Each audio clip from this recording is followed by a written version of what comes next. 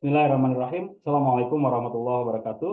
Alhamdulillahirabbil alamin. Allahumma shalli wa sallim ala Muhammadin. Asyhadu an la ilaha illallah wahdahu la syarikalah wa asyhadu anna Muhammadan abduhu wa rasuluh alladzi la nabiyya ba'da. Rabbi shrah li sadri wa yassir li amri wa hlul 'uqdatam min lisani yafqahu qawli amma ba'du. Alhamdulillah Bapak Ibu yang dirahmati oleh Allah, kembali kita melaksanakan agenda yang kemarin sudah kita laksanakan dan kita melanjutkannya pada kesempatan malam hari ini. Mudah-mudahan pertemuan kita senantiasa mendapatkan keberkahan dari Allah Subhanahu wa taala dan senantiasa menjadikan kita silaturahim ini adalah silaturahim yang bukan hanya di dunia saja tapi mempertemukan kembali kita di akhirat nanti di surganya Allah. Amin ya Allah ya rabbal alamin. Salawat serta salam semoga terlimpah curah kepada junjungan kita Nabi besar Muhammad Shallallahu Alaihi Wasallam, kepada para keluarganya, kepada para sahabatnya, kepada umatnya hingga akhir zaman yang insya Allah kita termasuk di dalamnya, yang mudah-mudahan membersamai beliau masuk surga tanpa hisab, tanpa azab. Amin ya Allah ya rabbal alamin. Bapak Ibu yang dirahmati oleh Allah, melanjutkan materi yang kemarin sudah kita laksanakan, yaitu tentang bekam, di mana kemarin kita sudah melaksanakan materi atau membahas materi tentang diagnosa prabekam dari mulai anamnesa dan diagnosa fisik yang dilihat dari wajah, kemudian dari diagnosa telapak tangan, juga kita sudah membahas tentang kode etik menjadi seorang pembekam. Sekarang kita lanjutkan dan sekarang kita akan masuk ke teknis pembekaman.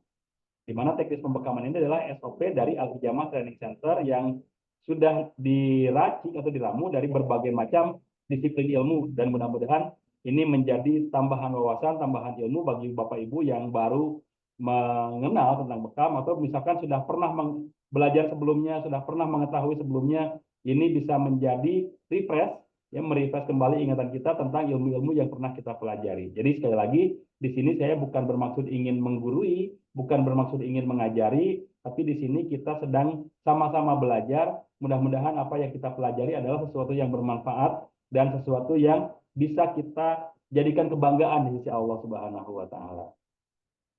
Baik, langsung saja Bapak Ibu, karena sudah terlalu malam, kita langsung kepada materi utama kita pada kesempatan malam hari ini, yaitu tentang bekam. Ya, di mana kita kemarin sudah belajar tentang diagnosa dan kode etik seorang pembekam. Tentu saja, sebagai seorang pembekam kita harus mengetahui manfaat bekam itu apa. Ya, karena tidak sedikit pasien-pasien kita yang menanyakan, emang perlu kita dibekam? Perlunya apa kita dibekam? Ya, apa manfaat bekam? Itu pasti jadi pertanyaannya. Penyakit apa saja yang boleh dibekam gitu? Pasti itu yang ditanyakan sama pasien-pasien kita. Nah, di sini kita harus bisa menjawab dengan betul-betul meyakinkan pasien kita supaya siar dari dakwah Tibun Nabawi ini, terutama dari dakwah bekam ini, sampai kepada pasien kita dan nantinya lebih luas lagi kepada keluarganya, kepada saudaranya, kepada lingkungannya, sehingga lebih banyak orang yang mengetahui tentang bekam. Jadi sekali lagi, kita harus tahu manfaat bekam supaya kita lebih bisa menjelaskan kepada pasien kita. Manfaat bekam yang pertama, kenapa bekam bisa bermanfaat untuk kesehatan? Karena bekam salah satu cara detoksifikasi terbaik. Ya, sekali lagi, bekam adalah salah satu metode detoksifikasi terbaik, di mana toksin-toksin yang mengendap di dalam tubuh kita dikeluarkan bersama darah statis yang keluar melalui metode pembekaman. Di mana kita tahu kan metode pembekaman itu adalah pengeluaran darah melalui kulit perifer, melalui kulit ari, kulit terluar, melalui metode pengisapan dan perlukaan. Maka jelas, karena yang keluarnya darah statis atau dalam bahasa awamnya darah kotor, otomatis di sana yang akan keluar adalah toksin. Toksin-toksin yang sudah tidak dibutuhkan oleh tubuh, lemak berlebihan, gula berlebihan, purin berlebihan, zat-zat yang tidak dibutuhkan oleh tubuh yang berlebihan, itu dikeluarkan melalui proses pembekaman. Nah, dengan didetoks seperti itu, ya otomatis tubuh kita akan semakin bersih. Dengan semakin bersihnya tubuh kita, otomatis ketika kita mengkonsumsi nutrisi-nutrisi yang memang dibutuhkan oleh tubuh, akan lebih mudah diserap. Dan ketika nutrisi akan lebih mudah diserap oleh tubuh kita, oleh organ tubuh kita, ya otomatis organ tubuh kita akan semakin sehat. Makanya detoksifikasi adalah poin pertama dari berbekam itu, yang bisa dijadikan rujukan bahwa ini manfaat bekam yang paling utama. Ya. Jadi manfaat bekam yang pertama adalah detoksifikasi. Apa yang didetoks? Oksidan dan radikal bebas atau dalam tanda kutip toksin. Setelah didetoksifikasi maka terjadi regenerasi. Regenerasi apa? Regenerasi sel dan regenerasi jaringan. Kan di dalam tubuh kita tuh ada sel, ada jaringan, ada organ, dan ada sistem organ. Ya, kumpulan sel membentuk jaringan, kumpulan jaringan membentuk organ, kumpulan organ membentuk sistem organ. Nah, ketika sel-sel yang tadi rusak karena terlalu banyak toksin yang menempel di dalam tubuh kita, itu akan terjadi regenerasi ketika detoksifikasi terjadi dan masuk nutrisi-nutrisi yang dibutuhkan oleh tubuh. Itu akan terjadi regenerasi yang sangat maksimal. Bayangkan, setelah racunnya keluar, organ tubuh yang mengalami kerusakan mengalami perbaikan. Jadi kurang sehat apa gitu? Pasti sangat-sangat sehat nantinya gitu. Karena sudah racunnya keluar, di dalam tubuhnya terjadi regenerasi. Dan setelah terjadi regenerasi, sirkulasi nutrisi yang ada di dalam tubuh kita pun semakin lancar. Sirkulasi darah, sirkulasi oksigen, sirkulasi nutrisi, itu semakin lancar di dalam tubuh kita. Maka tubuh kita pun akan semakin sehat, organ tubuh kita pun akan semakin bugar. Setelah terjadi regenerasi sirkulasi, suplai nutrisi, suplai oksigen ke organ tubuh kita pun akan semakin lancar, akan semakin sesuai dengan seharusnya gitu. Maka dengan berbekam, 4 tahapan ini menjadi poin penting mengapa bekam bermanfaat. Karena pertama terjadi detoksifikasi, yang kedua terjadi regenerasi, yang ketiga melancarkan sirkulasi darah dan oksigen, kemudian melancarkan suplai nutrisi kepada organ tubuh kita. Ya, 4 tahapan ini yang sangat-sangat bisa membuat tubuh kita semakin sehat. Organ tubuh kita terperbaiki dengan sendirinya. Makanya tidak salah begitu Rasulullah mengatakan khairu ma tadawaitum bil hijamah. Metode pengobatan yang terbaik adalah dengan berbekam. Karena kompleks. Ya. Dulu mungkin kita mengenal bekam hanya mengeluarkan darah kotor saja. Padahal dengan mengeluarkan darah kotor tersebut, otomatis kinerja organ tubuh kita akan semakin maksimal. Jadi Rasulullah sampai mengatakan khairu ma tadawaitum bil hijamah. Metode pengobatan yang terbaik adalah berbekam. Jadi itulah kenapa kita bisa menjadikan bekam sebagai rujukan untuk mendapatkan kesehatan yang Allah ridhoi. Ini manfaat bekamnya. Kemudian kita untuk bisa mendapatkan manfaat dari berbekam, kita perlu mengetahui waktu untuk berbekam itu kapan.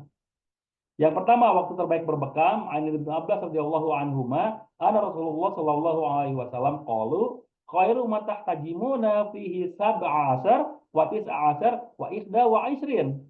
Jadi tanggal 17, tanggal 19, 21 di bulan Hijriyah.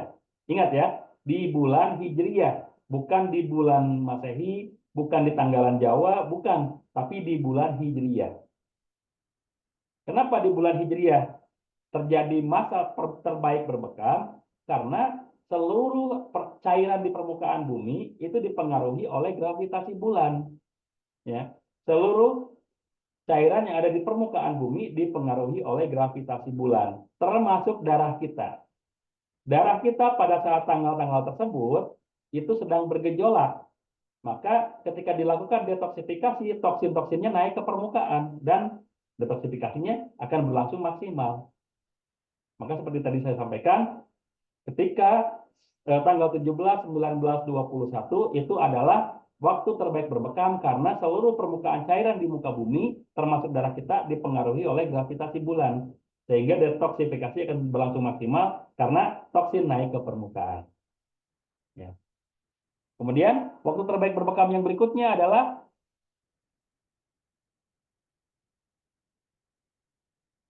dari Ibnu Abbas radhiyallahu anhu bahwa Nabi Shallallahu alaihi wasallam meminta hijamah ketika beliau sedang melaksanakan ihram dan beliau meminta hijamah ketika sedang berpuasa, ketika sedang saum. Nah, ini menjawab pertanyaan dari mungkin beberapa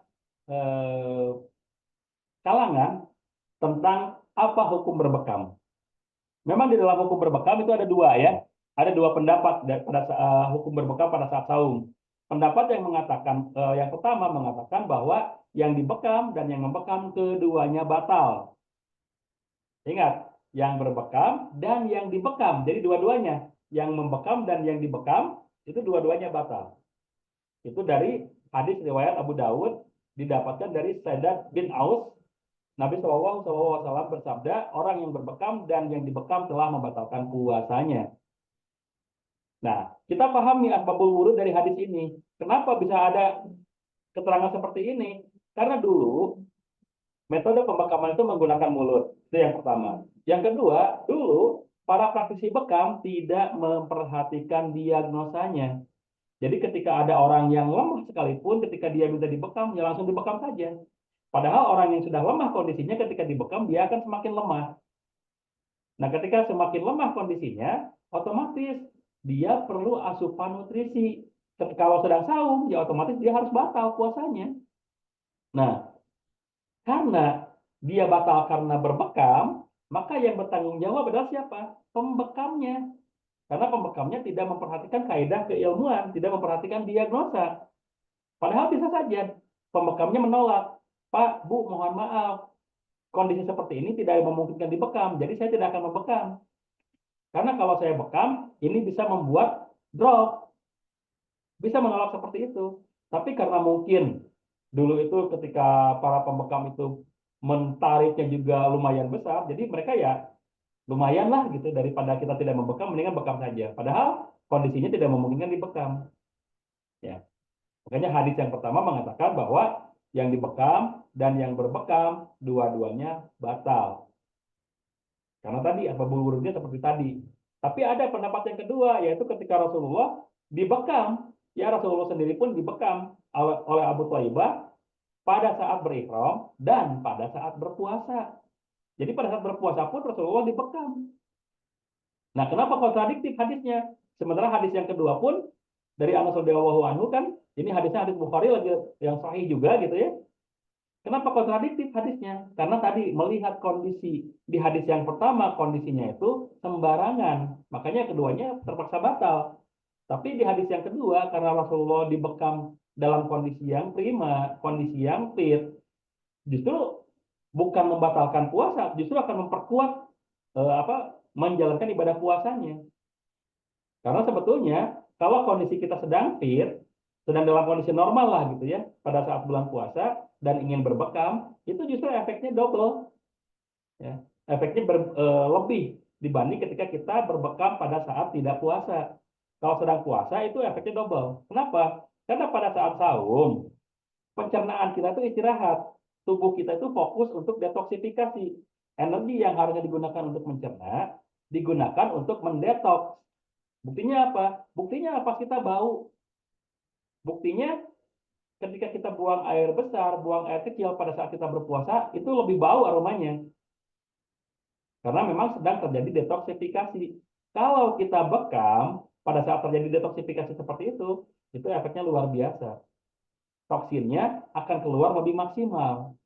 Makanya justru bagus kalau dibekam pada saat saum. Dengan catatan, kondisi sebelum dibekam memang memungkinkan. Tidak dalam kondisi yang lemah, tidak dalam kondisi yang memungkinkan dia drop pada saat dibekam nantinya, setelah dibekam nantinya. Ya. Makanya di hadis yang kedua Rasulullah sendiri berbekam pada saat saum. Ya, tidak seperti di hadis yang pertama yang justru mengatakan bahwa yang dibekam dan yang membekam sama-sama batal. Ya. Jadi ini redaksi hadis tentang kebolehan berbekam pada saat saum. Berikutnya, kenapa bisa berbekam saat saum itu bisa bermanfaat? Tadi sudah dijelaskan ya, karena terjadi detoksifikasi yang maksimal. Kemudian, waktu berbekam terbaik yang berikutnya, menurut Ibnu Sina, itu antara duhur sampai asar. Kenapa antara duhur sampai asar merupakan waktu terbaik berbekam?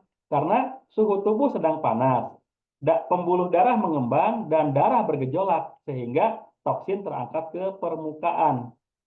Nah, makanya kalau ada yang bertanya, kapan waktu terbaik berbekam sih? Antara duhur sampai asar, ketika tubuh sedang panas-panasnya. Ya, ketika tubuh sedang panas-panasnya itu sebetulnya waktu terbaik berbekam karena detoksifikasinya akan maksimal. Gitu. Nah, pertanyaannya bagaimana kalau berbekamnya di malam hari? Sebaiknya atau bahkan seharusnya dihindari berbekam di malam hari. terutama di atas jam 10 malam. Berbekam di atas jam 10 malam itu bisa berakibat fatal. Kenapa? Karena jantung di atas jam 10 malam itu detakannya mulai melambat, mulai melemah. Ya, jantung itu detakannya mulai melemah di atas jam 10 malam. Kenapa? Karena memang harusnya sudah beristirahat. Yang bekerja pada saat jam 10 malam itu apa? Liver, ya, liver, kemudian ginjal, itu yang bekerja pada saat jam 10 malam ke atas gitu. Nah, kalau kita ganggu kinerja jantung yang harus sudah beristirahat dengan berbekam, karena pasca bekam kan detak jantung semakin kencang lagi ya untuk membentuk darah baru, itu kalau tidak kuat jantungnya bisa kolaps. Makanya hati-hati, berbekam di malam hari itu bisa berefek yang fatal kalau kita paksakan. Makanya kami dari Al Hijamah Training Center secara SOP tidak memperbolehkan berbekam di atas jam 10 malam. Berbekam hanya boleh di bawah jam 10 malam. Bagaimana kalau seperti sekarang di bulan Ramadan? Siang juga bisa kok dibekam. Pada asar kok bisa dibekam. Ya, jadi tidak harus malam menunggu setelah tarawih, tidak. Karena ya bagaimanapun jantung kita itu punya waktu istirahatnya tersendiri. Begitu ya. Jadi ini adalah waktu terbaik berbekam menurut Ibnu Sina. Kemudian eh, setelah kita mengetahui bekam, kita pun harus mengetahui kondisi-kondisi yang tidak diperbolehkan berbekam. Ya, jadi sebelum membekam, kita harus memperhatikan hal-hal yang berikut ini. Yang pertama, sebelum berbekam, kita harus perhatikan kondisi perut pasiennya tidak terlalu lapar dan tidak terlalu kenyang. Nah, tidak terlalu lapar dan tidak terlalu kenyang. Bagaimana kalau sedang puasa? Saya tanya, apakah ketika kita sedang puasa laparnya luar biasa enggak? Kalau sepengalaman saya gitu ya, kalau kita memang berniat puasa di malam harinya, puasa di siang hari itu tidak terlalu lapar justru, tidak sampai membuat kita drop justru. Ya, beda kalau kita lupa sarapan justru ya. Kalau kita lupa sarapan, memang kadang-kadang membuat kita jadi lebih terasa lapar gitu. Tapi kalau kita sudah sahur, ya full seharian puasa, alhamdulillah tidak pernah merasakan lapar yang luar biasa. Ya lapar-lapar sedikit wajar lah gitu ya, tapi tidak terlalu lapar, tidak sampai sakit perutnya, tidak kan kalau kita sahur. Nah, makanya kondisi perut saat sahur itu bagus kalau dibekam, ya gitu. Dan yang kedua tidak terlalu kenyang. Makanya kalau misalkan pasien kita setelah makan, tunggu 1 jam baru kita bekam. Kenapa? Karena tadi berhubungan dengan energi, ya berhubungan dengan energi yang digunakan untuk mencerna makanan itu besar. Ingat ya, energi yang digunakan untuk mencerna makanan itu cukup besar. Kalau kita eh, langsungkan proses pembekaman juga yang juga membutuhkan energi yang cukup besar, itu nanti energinya terbagi dua. Energi yang digunakan untuk mencerna dibagi dengan energi untuk membentuk darah baru. Maka akan ada kelemahan dalam satu sistem tersebut, baik itu sistem pencernaannya ataupun sistem pembentukan darah barunya, sistem recovery-nya itu akan terganggu. Kalau sistem pencernaannya yang terganggu, bagaimana? Bisa muntah, ya. Jadi kalau yang dibekam muntah itu kemungkinan dia kekenyangan. Tapi kalau misalkan dia si pembentukan darah barunya yang terganggu, energi yang pembentukan darah barunya yang terganggu, apa yang akan terjadi? Sel darah merahnya tidak akan terbentuk sempurna. Efek jangka panjangnya bisa apa? Bisa anemia. Makanya hati-hati jangan melakukan pembekaman kepada orang yang baru selesai makan. Tunggu 1 jam baru boleh kita bekam. Ya. Supaya sistem pencernaannya sudah mulai stabil kembali. Gitu. Dan yang kedua, kondisi tubuh tidak terlalu lemah. Jadi ketika kita akan membekam, cek kondisinya. Terlalu lemah enggak? Kalau kondisinya terlalu lemah, jangan dipaksakan bekam. Ya. Yang kedua, pasca bekam. Setelah berbekam, kita juga harus perhatikan. Tidak langsung mandi setidaknya 2 sampai 3 jam. Ya. Jadi setelah berbekam itu jangan langsung mandi, tunggu 2 sampai 3 jam dulu.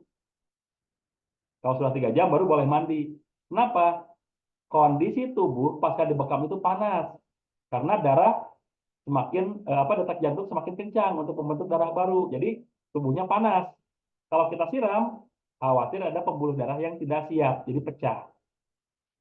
Jadi tunggu 2 sampai 3 jam baru boleh berbekam, ya. Jangan dipaksakan langsung berbekam, langsung mandi setelah bekam, gitu ya. Jadi sebaiknya tunggu dulu. Kemudian tidak langsung makan, menunggu 1 jam. Tadi sudah dijelaskan ya bahwa sistem pencernaan sedang bekerja, ya. Tidak langsung melakukan aktivitas berat seperti olahraga ataupun hubungan suami istri. Ini juga berhubungan dengan energi karena aktivitas berat seperti olahraga ataupun hubungan suami istri kan juga membutuhkan energi yang cukup besar. Jadi kalau kita gunakan energi itu untuk berolahraga dan aktivitas berat lainnya, proses pembentukan darah baru pun akan terganggu. Makanya tunggu dulu, ya, tahan dulu, jangan langsung melakukan aktivitas berat. Bagusnya justru setelah berbekam itu istirahat.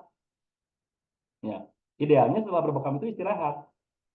Jangan langsung melakukan aktivitas berat supaya recovery pembentukan darah baru itu semakin maksimal. Ya. Yang berikutnya, tidak menggaruk luka bekas bekam. Karena kadang-kadang banyak sekali pasien yang gatal pasca bekam. Padahal gatalnya kulit pasca dibekam itu adalah akibat efek histamin, efek penyembuhan luka oleh sel darah putih. Jadi itu sedang menutup luka sebetulnya. Tapi karena kita tidak sabar, akhirnya kita garuk. Nah, ketika kita garuk, itu bisa mengakibatkan lukanya semakin besar dan masuklah bakteri, virus, kuman dan sebagainya, membuat lukanya semakin terkena infeksi. Maka orang yang gatal pasca bekam, kita beritahukan bahwa itu terjadi akibat efek histamin, efek penyembuhan luka oleh sel darah putih. Jadi itu hal yang wajar, hal normal. Jangan dilakukan penggarukan, soalnya kalau digaruk itu bisa mengakibatkan si lukanya membesar dan masuk bakteri dan kuman. Ya. Ini yang harus kita perhatikan pasca berbekam. Yang berikutnya, kondisi lain juga harus kita perhatikan. Apakah yang bersangkutan, pasien yang kita bekam itu sedang mengkonsumsi pengencer darah, kaprofil, amlodipin, dan sebagainya, itu jangan dibekam. Karena kalau sedang mengkonsumsi pengencer darah kemudian kita bekam, itu bisa mengakibatkan darahnya tidak berhenti keluar. Lama-lama bisa anemia. Ya. Yang berikutnya, tidak dalam kondisi hipertensi maligna. Apa hipertensi maligna? Naiknya tekanan darah, ya, naiknya tekanan darah secara signifikan dan seketika. Contohnya, saya biasa 120, ya. Saya biasa 120, tapi ketika akan dibekam tiba-tiba jadi 160, tiba-tiba jadi 170, mungkin karena tegang, mungkin karena takut dengan dibekam. Itu jangan dibekam dulu, Pak. Kecuali kalau naiknya cuma 10 gitu ya. Kalau naiknya cuma 10 masih wajar lah. Karena peningkatan tensi darah yang stabil, yang cuma 10, itu masih dalam kondisi yang normal, kondisi stabil.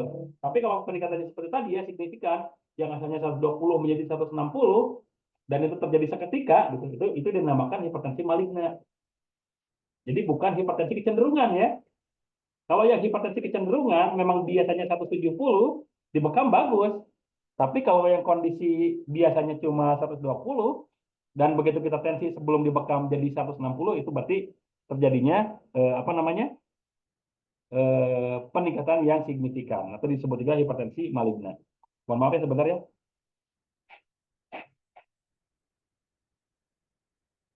Ada yang masuk.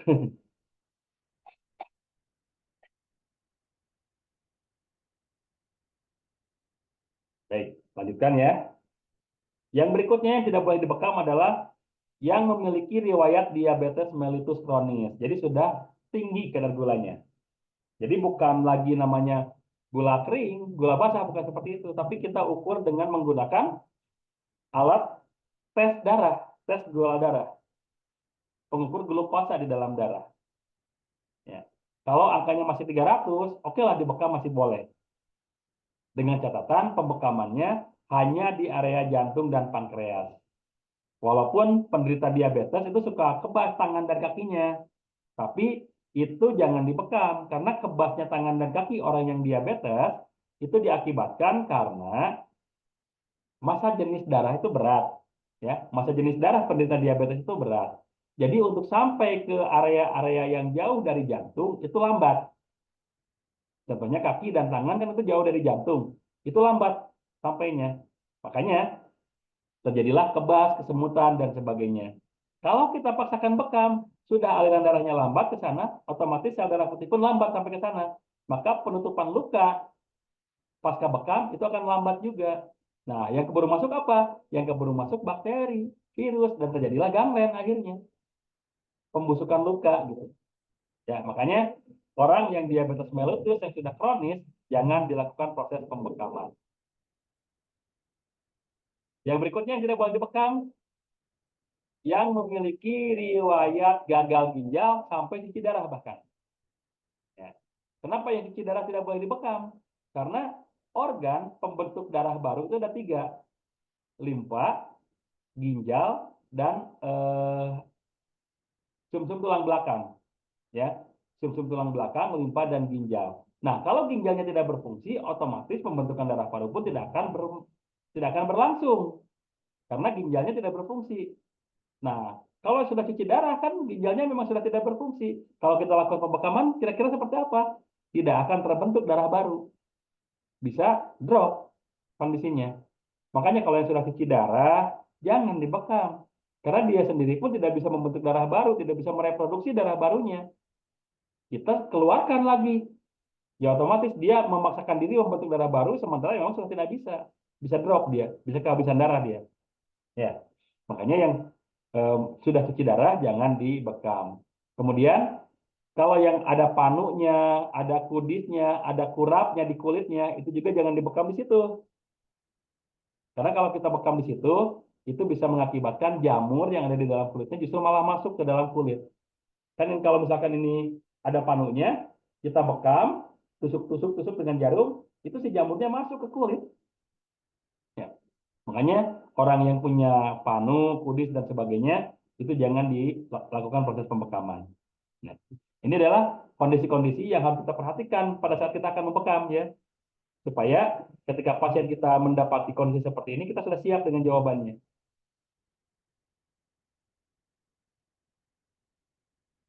Mohon maaf Pak, Bapak tidak bisa dibekam. Kenapa? Karena Bapak sekarang sedang cuci darah kan? Kalau cuci darah memang tidak bisa dibekam Pak. Nah, soalnya nanti kalau dibekam bisa drop. Gitu. Mohon maaf Pak, Bapak kan sedang mengkonsumsi pengencer darah, Bapak tidak boleh dibekam dulu, tunggu dulu nanti ya. Setelah berhenti mengkonsumsi pengencer darah baru boleh dibekam. Oh mohon maaf Pak, Bapak diabetes ya, tinggi, kadar gulanya tinggi ya, di angka 500 ya, di angka 400 ya. Mohon maaf Pak, tidak bisa dibekam dulu. Karena kalau kita paksakan bekam, khawatir lukanya tidak sembuh, malah terjadi pembusukan. Itu jawaban-jawaban yang bisa kita sampaikan kepada pasien-pasien kita kalau kondisi-kondisi seperti ini didapati pada saat kita akan membekam. Ya. Jadi ini adalah kondisi-kondisi yang harus kita perhatikan. Ya. Selain kondisi itu ada juga kontradiksi bekam. Tadi sudah dijelaskan yang ini ya.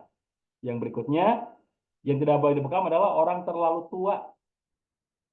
Di sini orang terlalu tua itu bukan dilihat dari angkanya, bukan dilihat dari angka usianya, tapi dilihat dari kondisinya. Karena sekarang kan banyak ya, usianya baru 40 tahun, tapi organ tubuhnya sudah banyak yang rusak, organ tubuhnya mengalami penuaan dini gitu. Nah, jadi terlalu tua di sini bukan dilihat dari angka usianya, tapi dilihat dari kondisinya.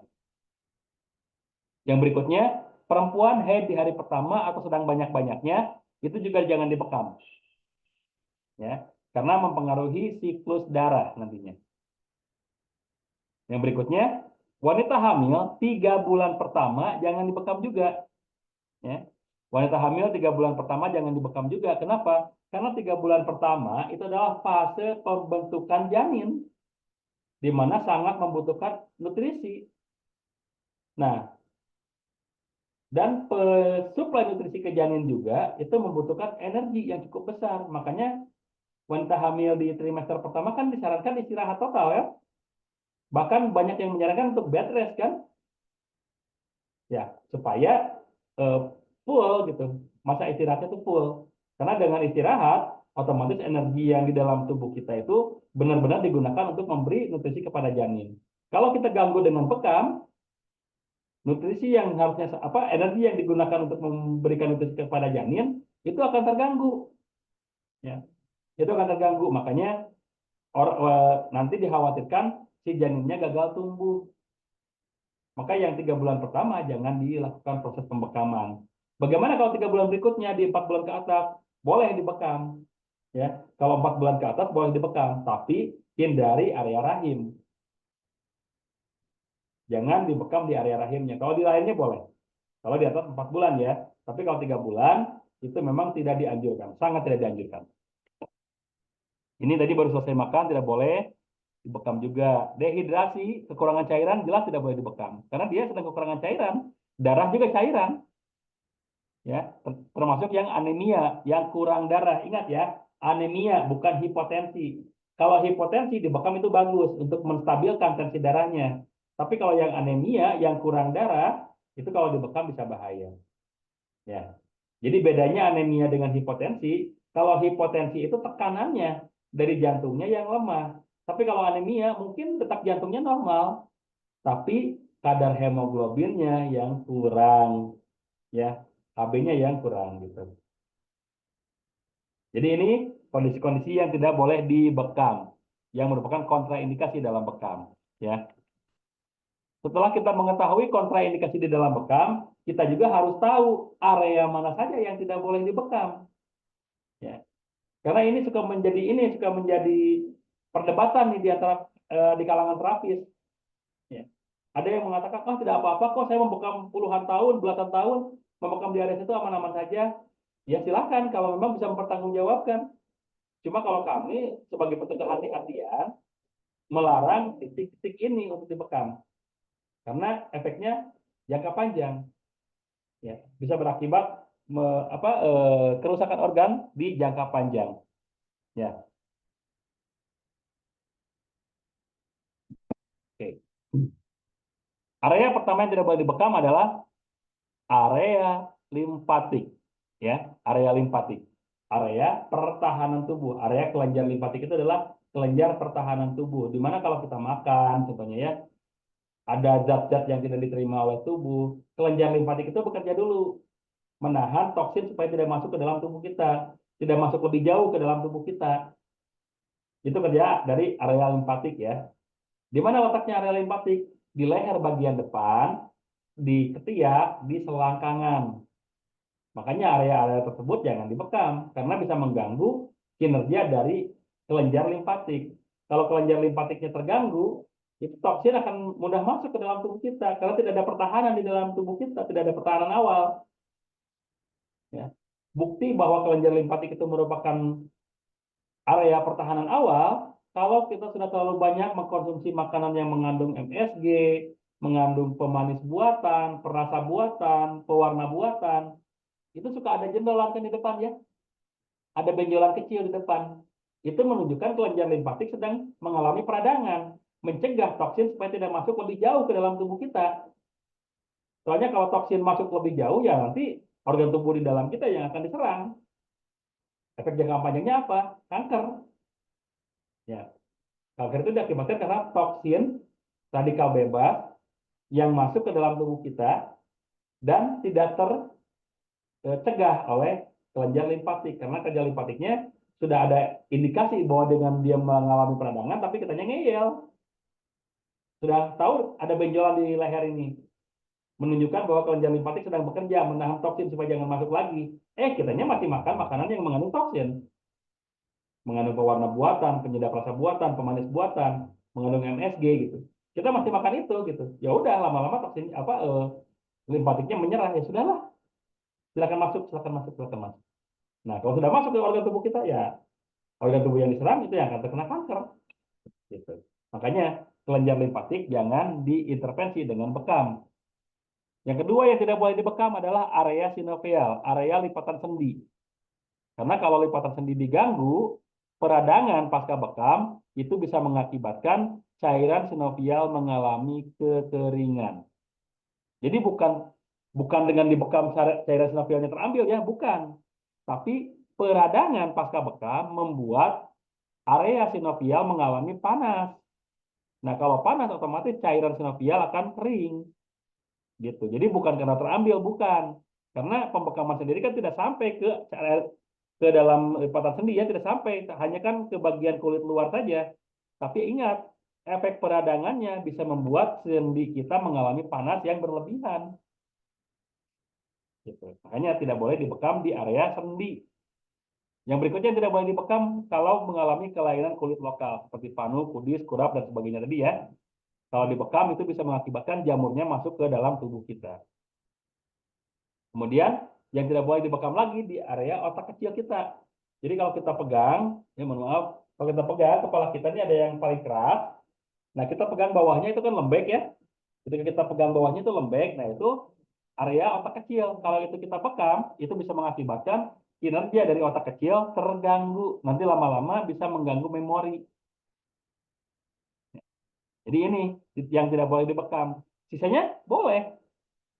Jadi kalau ada yang bertanya, kok eh, banyak-banyak banget sih ada yang tidak boleh dibekam? Cuma segini kok dibanding organ apa bagian tubuh yang lain. Bagian tubuh yang lain silahkan dibekam. Ya, kalau ini kan cuma bagian tubuh yang cuma sedikit yang tidak boleh dibekam. Dan itu pun sesuai dengan kaidah kesehatan bahwa organ-organ yang tidak boleh dibekam ini, titik-titik yang tidak boleh dibekam ini bisa berakibat negatif terhadap tubuh kita kalau kita lakukan proses pembekaman. Nah, makanya ini yang tidak boleh dibekam. Paling tambahannya ya, tambahannya telapak tangan dan telapak kaki juga tidak boleh dibekam. Ya, telapak tangan dan telapak kaki juga tidak boleh dibekam. Selain yang ini ya, sisanya silakan bekam. Mau bagian depan, mau bagian belakang, silakan bekam. Asalkan tidak yang ini. Ya. Kalau yang ini memang agak sedikit bermasalah. Ya, maaf sebentar ya.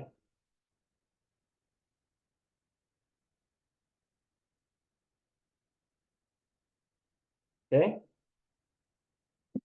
Setelah kita mengetahui titik-titik yang tidak boleh dibekam, tentu kita harus mengetahui area-area yang boleh dibekam, yang harus dibekam justru. Titik bekam sunnah. Nah, cara menentukan titik bekam, yang pertama sesuai titik keluhan. Selain titik yang dilarang tadi, boleh dibekam sesuai titik keluhan. Contohnya, aduh kepala saya sakit, mau dibekam di pelipis? Boleh. Aduh kepala saya sakit, mau dibekam di dahi? Boleh. Aduh belikat saya sakit, mau dibekam di belikat? Boleh. Aduh pundak saya sakit, mau dibekam di pundak? Boleh. Ya, jadi boleh membekam sesuai titik keluhan. Asalkan di luar titik-titik yang dilarang tadi. Kalau di area yang dilarang tadi memang sangat-sangat tidak dianjurkan. Ya. Nah, yang pertama menentukan titik bekam adalah sesuai dengan titik keluhan. Yang berikutnya sentuhan punggung tangan. Jadi punggung tangan ini kita sentuhkan ke bagian yang akan kita bekam. Kalau ada bagian tubuh yang dirasakan lebih panas dibanding biasanya, nah itu yang perlu kita bekam. Ya, karena yang lebih panas itu biasanya terdapat pergolakan darah di sana. Nah, pergolakan darah itu bisa diakibatkan karena sedang mengalami detoksifikasi, sedang mendetoks toksi di dalam tubuh kita. Makanya bisa menggunakan punggung telapak tangan untuk menyentuh bagian tubuh yang mau kita bekam. Ya, gitu. Kemudian yang berikutnya sesuai dengan diagnosa anatomi. Contohnya tadi, aduh sakit kepala. Sakit kepalanya karena apa? Oh, ternyata sakit kepalanya karena hipertensi. Maka kita bekam titik-titik yang menurunkan tensi darah. Oh, ini sakit kepalanya karena lambungnya yang bermasalah. Asam lambungnya naik. Maka titik bekam lambung yang dijadikan titik utamanya nantinya. Nah, ini yang paling kita utamakan dalam membekam sekarang ya. Jadi walaupun dengan menentukan sesuai dengan titik keluhan dibolehkan, dengan menyentuh oleh punggung tangan juga dibolehkan, tapi yang paling utama adalah kita mengetahui organ mana yang bermasalah, maka itulah yang kita lakukan proses pembekaman. Makanya kemarin kita sudah sama-sama melihat organ tubuh kita itu seperti apa letaknya di mana saja. Ya. Nah, inilah cara menentukan titik bekam. Nah, setelah itu kita ketahui titik-titik bekam sesuai sunnah. Yang pertama ada yang namanya titik umum muhid. Umum muhid itu di kepala puncak ya, puncak kepala di bagian depan, apa di bagian atas, sejajar dengan telinga, sejajar dengan hidung. Jadi sejajar telinga, sejajar hidung itu adalah umum muhid. Ada juga komah dua. Komah dua itu bagian kepala belakang yang paling keras.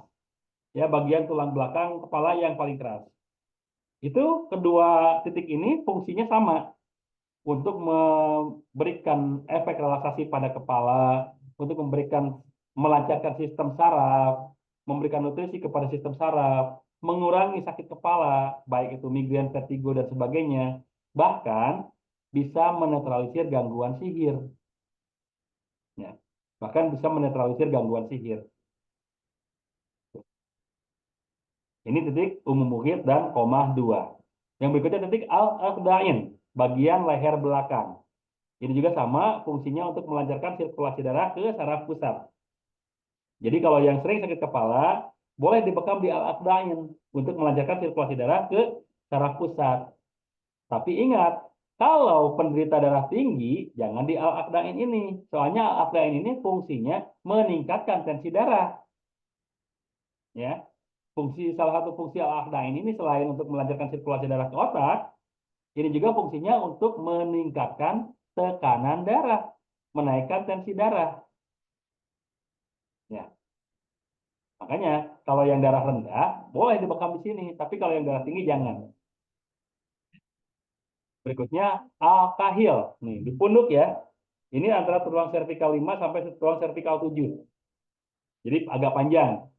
Tidak tepat di sini pun tidak apa-apa, agak sedikit ke bawah pun tidak apa-apa. Itu namanya titik al-kahil. Ini menyentuh 5 meridian tubuh ya. Jantung, liver, lambung, limpa, dan paru. Jadi ketika ada penyakit di 5 organ tersebut, dengan pembekaman di al-kahil, insya Allah akan bisa dibantu dengan dibantu ternetralisir nantinya. Ya. Titik al-kahil di bagian punduk ya. Kemudian ada yang namanya titik al-katifain di bahu. Ya, bahu. Itu namanya al-katifain. Ini kebalikan dari al-aqdain.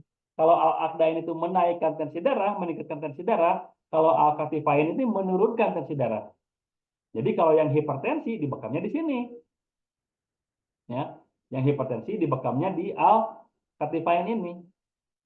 Termasuk juga kalau ada sakit di bahu, sakit di tangan gitu ya, al-katifain juga ini bisa digunakan untuk menetralisir itu. Tapi ini juga sangat efektif untuk mengatasi kolesterol, untuk mengatasi hipertensi. Ya, al-katifain ini. Yang berikutnya ala zohri, bagian punggung. Nah, untuk bagian punggung ini sebetulnya tidak hanya 3 ini. Boleh disesuaikan saja dengan organ tubuh yang bermasalah. Kalau ginjalnya yang bermasalah, ambil titik ginjal sesuai dengan organ tubuhnya. Kalau yang bermasalah lambungnya, ambil titik lambung. Ya. Kalau yang bermasalah paru-parunya, ambil yang sejajar dengan paru-paru. Tinggal seperti itu. Jadi al-Zuhri ini panjang, ya, panjang. Silahkan disesuaikan saja dengan organ tubuh yang mengalami masalah. Oh, ternyata masalahnya di jantung. Boleh sesuaikan dia dengan titik jantung. Oh, jantung di sini kan ya. Posisinya jantung di sini, tinggal tarik ke belakang, bekam di situ. Ya, jantung kan di kiri ya, dada kiri. Ambil aja dua-duanya, kiri kanan. Tarik ke belakang, sejajar dengan jantung itu, bekam. Kalau lambung kan lambung di sini ya, di ulu hati, bagian perut atas, tarik ke belakang, sejajar dengan lambung, bekam di situ. Begitupun ginjal. Ginjal kan sejajar dengan siku kita ya, sejajar dengan siku, tarik ke belakang, bekam di situ. Atau misalkan yang lainnya, ada liver kah, ada pankreas kah, ada empedu gitu.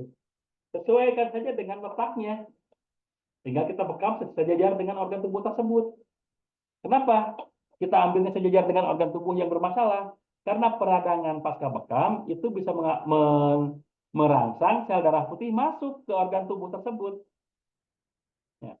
Nah, kalau sel darah putih masuk ke organ tubuh tersebut dan terdapat masalah pada organ tubuh yang tadi, maka sel darah putih akan membantu memperbaiki. Kan fungsi sel darah putih di dalam tubuh kita itu adalah memperbaiki organ tubuh yang rusak, mencegah virus-virus, toksin-toksin yang masuk. Kalau di dalam organ tubuh kita ada masalah karena virus, karena bakteri, karena kuman dan sebagainya, nanti sel darah putih masuk ke situ menghancurkan itu semuanya. Makanya proses pembekaman itu fungsinya salah satunya adalah untuk menetralisir toksin di dalam tubuh kita, menetralisir virus di dalam tubuh kita gitu. Ini ya, ala zohri. Jadi saya cuma membagi di tiga itu karena memang secara secara tibun nabawi ada yang namanya zohril ala, ada yang namanya zohril fasati, ada yang namanya zohril supla gitu. Jadi ada punggung atas, punggung tengah, dan punggung bawah. Tapi tidak disebutkan daerah mana saja punggungnya. Makanya para ulama dan para ilmuwan menetapkan bahwa boleh di area punggung itu silakan yang mana saja boleh dibekam sesuai dengan organ tubuh yang mengalami masalah. Ya, gitu. Jadi tidak harus ini semua tidak tidak harus sesuai dengan ini gitu. Titik bekamnya tidak harus sesuai dengan ini. Boleh agak sedikit ke atas, boleh agak sedikit ke bawah, tergantung organ tubuh yang memang membutuhkan. Kemudian ada awarik di pinggul dan alkiton di tulang ekor. Awarik dan alkiton ini sangat efektif untuk sistem reproduksi. Jadi untuk masalah kejantanan, untuk masalah kehamilan ini sangat bagus di dua titik ini, awarik dan alkiton. Ya. Ditambah 3 jari kiri kanan pusar ya. 3 jari kiri kanan pusar itu juga sangat efektif untuk masalah reproduksi, membantu awarik dan alkiton bekerja. Ya. Kemudian al-fahad di paha dan asak di betis. Ini semuanya termasuk zuhril qadam di bagian punggung telapak kaki ya. Kalau telapak kaki ini punggungnya itu sangat efektif untuk mengatasi masalah pada kaki seperti asam urat, rematik gitu ya. Ini titik-titik di betis, di paha dan di punggung telapak kaki itu insya Allah sangat efektif. Nah inilah titik-titik bekam yang perlu kita ketahui. Untuk menentukannya silakan hasil diagnosa kita. Tidak harus sesuai dengan ini juga tidak apa-apa. Misalkan dari punggung yang ada di titik ini agak sedikit ke atas boleh, mau sedikit ke bawah boleh. Oh ini kahilnya agak turun ke bawah tidak apa-apa. Ya, yang penting bukan di area yang dilarang tadi. Itu poinnya. Kalau ini boleh di sebelah mana saja, yang penting tidak di area yang dilarang tadi. Ya, ini titik-titik bekam sesuai dengan sunnah. Nah ini nanti silakan dibaca saja untuk fungsi dan apa namanya untuk fungsi dan letaknya ya. Yang itu tinggal dibaca saja. Sekarang kita lanjutkan ke teknik pembekaman ya.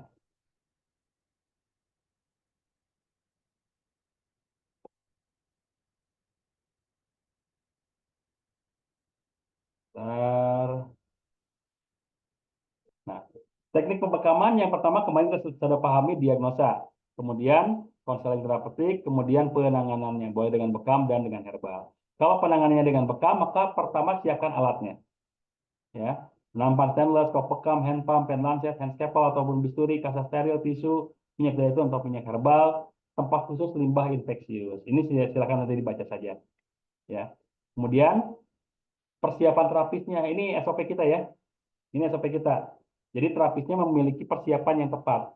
Terapisnya dalam keadaan bersih, sebaiknya berwudu, menggunakan masker dan sarung tangan. Ini poin paling penting ya dalam membekam itu. Dua hal ini harus dimiliki, masker dan sarung tangan. Kalau apron atau celemek itu boleh dipakai, boleh tidak, asalkan kita menggunakan pakaian yang khusus untuk membekam. Contohnya, saya punya baju nih, ini khusus untuk membekam, simpan di tempat terapi kita, boleh seperti itu. Bukan baju yang kita gunakan sehari-hari yang kena debu, apalagi kena kotoran gitu ya. Bukan baju seperti itu. Tapi baju khusus yang kita gunakan di klinik kita atau tempat terapi kita gitu. Ya kalaupun memang tidak bisa menggunakan apron atau celemek ini. Ya. Kemudian menggunakan penutup kepala, peci atau kopiah dan sebagainya. Kalau memang tidak menggunakan pun sebetulnya tidak apa-apa ya. Misalkan seperti ini aja gitu. Tidak apa-apa ya. Tapi bagusnya menggunakan penutup kepala supaya apa? Supaya tidak ada rambut yang kena ke luka bekam. Ya. Kalau hazmat kondisional ya. Kalau masa COVID kemarin memang kita menggunakan hazmat ya. Kemudian persiapan pasiennya, laksanakan diagnosa dasar dan laksanakan konseling terapeutik. Untuk berbekam yang pertama harus kita lakukan adalah berdoa. Jelas ya, ini saya yakin semuanya sudah tahu. Berbekam itu yang paling utama adalah berdoa. Allahumma rabbana adzibil ba'sa isfi anta syafi la sifaan illa sifauka sifa'ala yughadiru saqoma. Ini doanya. Tidak hafal yang ini, nggak apa-apa. Bismillah dan Al-Fatihah saja sudah cukup. Ya, Bismillah dan Al-Fatihah pun sudah cukup sebetulnya. Tapi kalau hafal ini lebih bagus. Karena kan ini doa kesembuhan ya, doa kesehatan. Jadi ini lebih bagus. Tapi tidak wajib gitu, ya, tidak wajib. Yang wajibnya adalah berdoa di dalam hati meminta kepada Allah. Ya. Nah, yang pertama setelah berdoa, olesi bagian yang akan dibekam dengan minyak herbal, boleh minyak kelapa, boleh minyak zaitun, boleh minyak habatus sauda ataupun minyak-minyak herbal yang lainnya. Ya. Diolesi bagian tubuh yang akan kita bekam dan dikop selama 3 sampai 5 menit. Ya. Dikop selama 3 sampai 5 menit. Setelah 5 menit baru kita lakukan perlukaan, ya. Lakukan perlukaan boleh dengan lancet, boleh dengan bisturi. Kalau bisa dengan bisturi silahkan. Ya. Kemudian dihisap lagi 3 sampai 5 menit. Setelah dihisap 3 sampai 5 menit, bersihkan lukanya. Kalau di pas luka menggunakan kasa, tapi kalau di luar luka boleh menggunakan tisu. Ya. Tapi kalau pas luka itu menggunakan kasa. Kenapa tidak menggunakan tisu? Karena tisu itu bisa mengandung pemutih buatan. Ya, tisu itu banyak yang mengandung pemutih buatan. Jadi kalau terlalu lama kena tubuh pasien, kena luka pasien, itu bisa mengakibatkan nanti kanker kulit lama-kelamaan. Kecuali kalau memang tisunya tisu yang sudah apa namanya, sudah melalui proses penelitian atau uji laboratorium gitu ya, bahwa tisu ini tidak menggunakan pemutih, itu boleh. Tapi kalau misalkan tidak, dan memang apalagi yang tisu-tisu yang beraroma gitu ya, yang ada wanginya, itu memang beresiko mengandung pemutih dan pewarna buatan dan pewangi buatan juga, ya, yang bisa berbahaya terhadap kulit. Makanya untuk luka kita gunakan kasa. Setelah dilakukan pembersihan, dihisap lagi 3 sampai 5 menit untuk menyedot plasma sel darah putih. Setelah itu baru dibersihkan dengan minyak herbal. Itu cuma segitu kok teknik pembekaman. Saya yakin mempraktekkan 1 kali pun sudah bisa semuanya. Ya. Jadi olesi bagian yang akan kita bekam dengan minyak herbal, kemudian pop 3 sampai 5 menit, lepas, lukai, dikop lagi 3 sampai 5 menit, bersihkan dengan kasa, dikop lagi 3 sampai 5 menit supaya plasmanya keluar. Nanti silakan dibersihkan menggunakan minyak herbal. Selesai. Proses pembekaman selesai. Ya. Simple, mudah, dan eh, tidak ribet gitu. Cuma yang jadi masalah apa? Tadi yang jadi masalah itu kalau kita membekamnya tidak sesuai titik keluhan, tidak sesuai titik yang dianjurkan. Ya. Karena kalau kita tidak sesuai titik yang dianjurkan, pertama mungkin penyakitnya tidak sembuh. Yang kedua bisa berakibat kontraindikasi. Contohnya tadi, orang yang kena darah tinggi dibekam di titik al-aqdain yang menaikkan tensi darah. Itu bisa berakibat fatal. Orang yang darahnya rendah, kita bekam di titik yang menurunkan tensi darah. Itu juga bisa berakibat fatal. Makanya seorang terapis itu perlu melakukan diagnosa awal, seperti yang kemarin kita bahas. Ya. Simpel ya, seperti itu cara proses pembekaman. Setelah pembekaman perlu sterilisasi tentunya. Perlu mensterilkan alat-alat bekam yang kita miliki. Ya, itu sangat-sangat perlu kita lakukan proses sterilisasi. Nah, bagaimana cara sterilisasinya? Setelah dilakukan proses pembekaman, bersihkan kop dengan tisu disemprot dengan alkohol 70%. Jadi, setelah dilakukan proses pembekaman, kopnya disemprot dulu. Ya, kopnya disemprot dulu dan menggunakan alkohol dan dilap dengan tisu. Ya, itu baru tahap awal. Ya, itu baru tahap awal. Setelah dibersihkan dari darah, rendam dalam cairan klorin. Perbandingannya 1:10 selama 15 sampai 30 menit. Apa cairan klorin? Cairan klorin itu kalau kita sekarang ingin mendapatkannya gampang. Karena dijual di warung-warung juga. Apa itu? Cairan pemutih pakaian. Ya, cairan klorin itu cairan pemutih pakaian. Ada yang Biclean, ada yang Soclean pemutih, ada yang Sunclean, itu kan merek-mereknya ya. Yang penting cairan pemutih pakaian. Perbandingannya 1:10. Kalau misalkan kita menggunakan cairan pemutih pakaiannya sebotol gini, maka airnya 10 botol ini. Ya. Kalau misalkan kita menggunakan cairan pemutih pakaiannya 1 liter, airnya 10 liter. Kalau kita menggunakan cairan klorinnya 1 gelas, ya airnya 10 gelas gitu untuk campurannya. Jadi perbandingannya 1:10. Dan direndamnya berapa lama? Direndamnya 15 sampai 30 menit. Kalau kelamaan, bisa membuat si kopnya lebih cepat rusak gitu ya. Jadi rendam selama 15 sampai 30 menit menggunakan cairan klorin. Kemudian cuci kop dengan sabun disinfektan dan bilas di air mengalir. Sabun disinfektan apa? Banyak. Mulai dari Sunlight, Mama Lemon, Slick, ya. Itu kan semuanya sabun-sabun disinfektan. Jadi sabun-sabun yang bisa digunakan untuk mencuci buah dan sayur itu sabun disinfektan. Bisa digunakan untuk mencuci kop. Ya, tidak seperti sabun colek ya. Kalau sabun colek memang itu tidak disinfektan. Ya. Tapi kalau sabun-sabun cair yang beredar di pasaran luas itu memang sudah mengandung disinfektan. Gitu. Kemudian semprot lagi dengan alkohol 70% dan dilap hingga kering. Jadi setelah dicuci, disabunin, kemudian dibilas di air mengalir ya, airnya mengalir dari keran langsung ya. Jangan jangan seperti mohon maaf ya, jangan seperti tukang bakso pinggir jalan. Kalau tukang bakso pinggir jalan kan mangkoknya kucek masukkan ke dalam ember yang ada airnya, kucek kucek kucek kucek pakai lagi gitu ya. Kalau untuk kop tidak bisa seperti itu, harus air mengalir karena beresiko ya, ada resiko eh, toksin yang ada di dalam darah itu masih menempel gitu. Ya. Tadi cuci dengan air mengalir, disemprot lagi dengan alkohol, dan dilap hingga kering. Setelah dilap hingga kering, simpan di tempat tertutup dan bersih. Ya. Nah, disimpan di tempat tertutup. Bagus-bagus kalau punya sterilisator. Tapi kalau tidak punya, sampai di tempat apa sampai disimpan di tempat tertutup, bersih dan kering sudah cukup. Ya, sudah cukup seperti itu. Ini cara sterilisasi sesuai SOP kami, ya. Sesuai SOP kami sterilisasinya seperti ini. Mau yang home care, mau yang di klinik, SOP-nya seperti ini, ya. Lama dong kalau misalkan kita home care gitu ya. Kalau sterilisasinya seperti ini, lama dong pasiennya nungguin. Contohnya kita cuma bawa alat yang cuma 2 set gitu ya. Sementara pasiennya ada 4 orang gitu. Berarti lama dong nantinya. Lebih baik nunggu lama tapi aman daripada kita percepat tapi bersiko gitu. Karena penularan penyakit lewat darah itu kan fatal, bisa hepatitis, bahkan bisa HIV.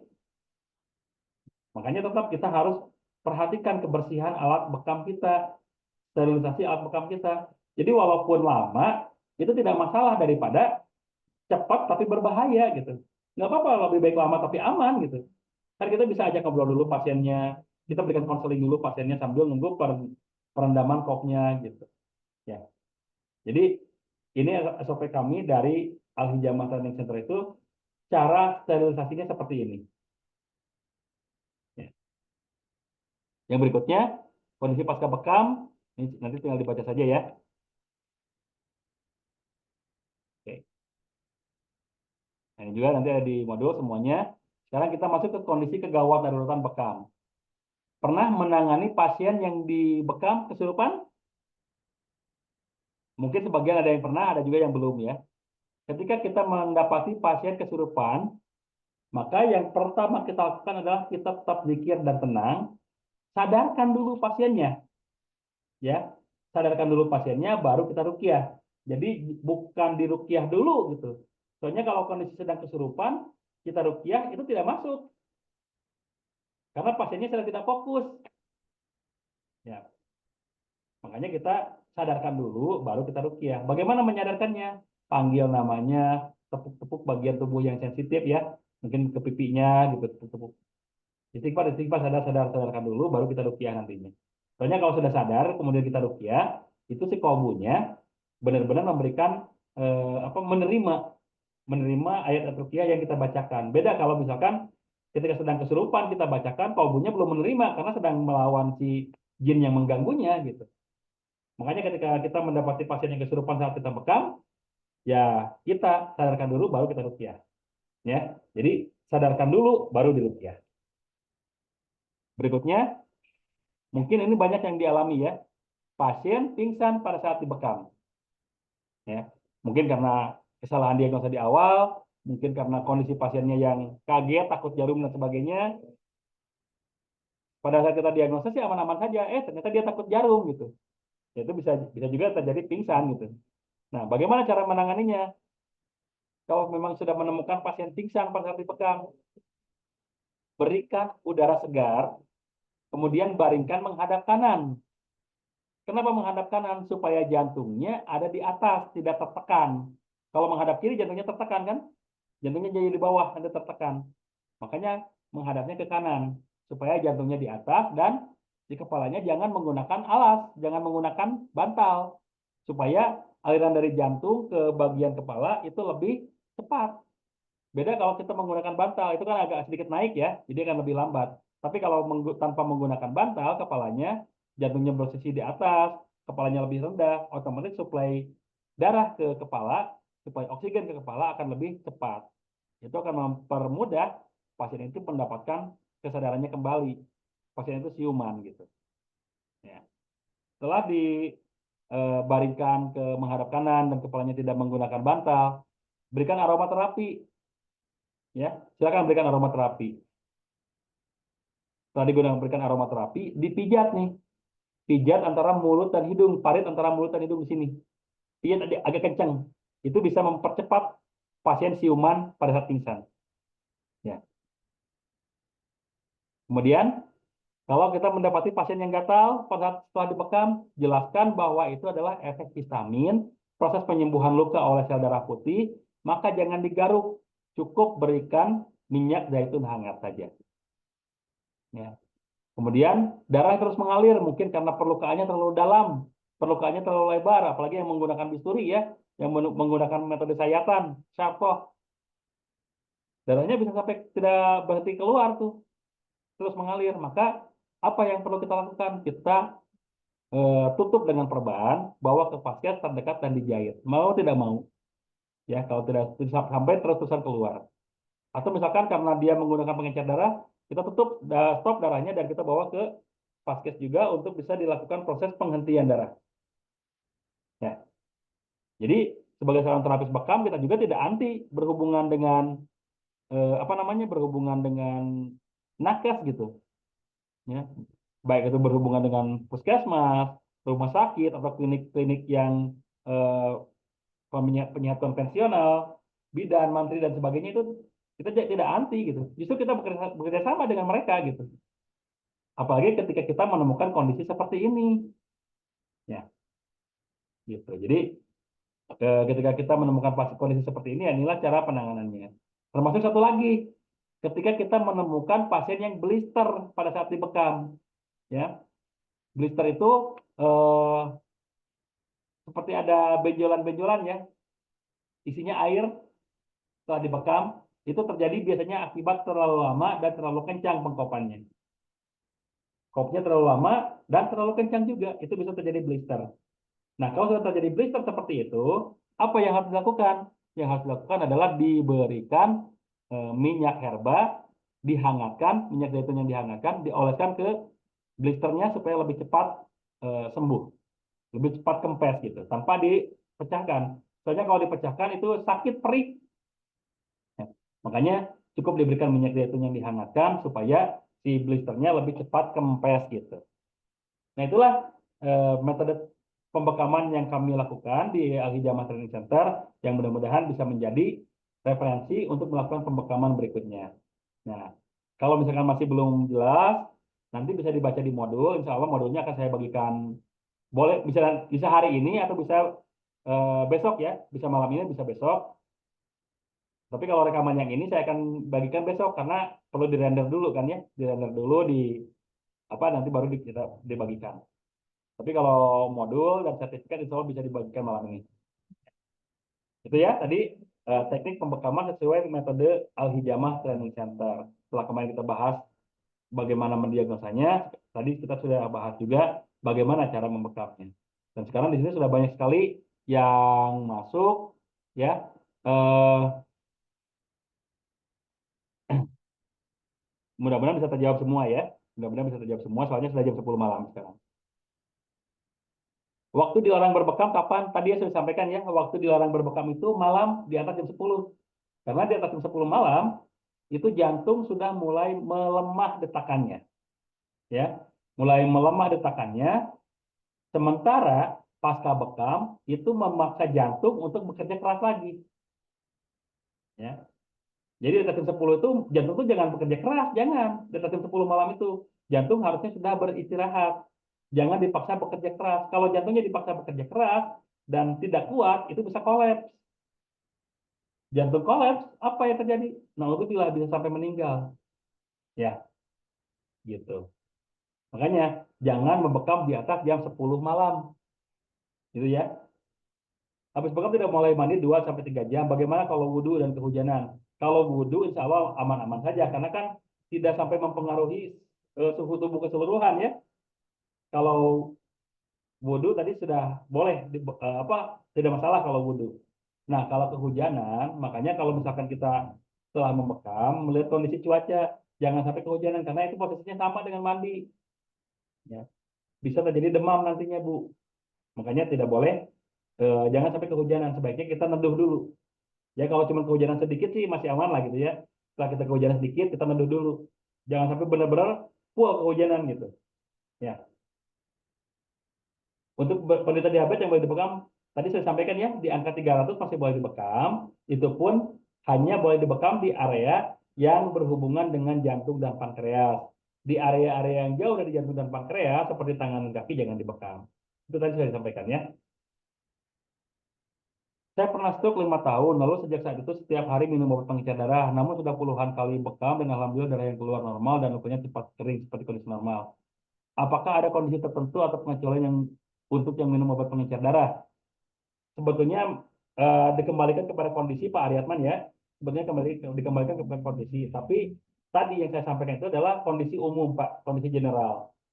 Karena kalau kita perbolehkan membekam orang yang mengkonsumsi pengencer darah, tidak semuanya darah orang itu sama. Ada yang memang seperti Bapak mungkin ya, walaupun mengkonsumsi pengencer darah, tapi darahnya masih normal, masih keluarnya kental. Tapi ada banyak juga orang di luar sana yang mengkonsumsi pengencer darah itu benar-benar encer darahnya, Pak. Sampai ketika dibekam itu tidak berhenti mengalir darahnya terus saja keluar gitu. Makanya itu sebagai bentuk kehati-hatian. Nah, saran saya kalau kepada orang yang pengencer darah, pertama hentikan dulu sementara dia mengkonsumsi pengencer darah minimal 3 hari sebelum dibekam. Ya, 3 hari sebelum dibekam, hentikan dulu, lihat kondisinya. Oh, ternyata kondisinya kental seperti biasa nih, berarti masih boleh dibekam. Ya, gitu.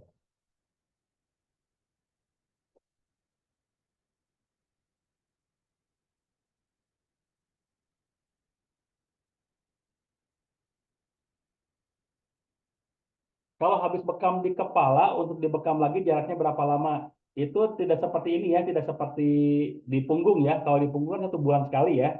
Kalau di kepala itu 3 bulan sekali, Bu. Kenapa? Karena kan kepala itu bagian paling atas tubuh kita ya. Kepala itu kan bagian paling atas tubuh kita, jadi otomatis proses recovery-nya paling lambat.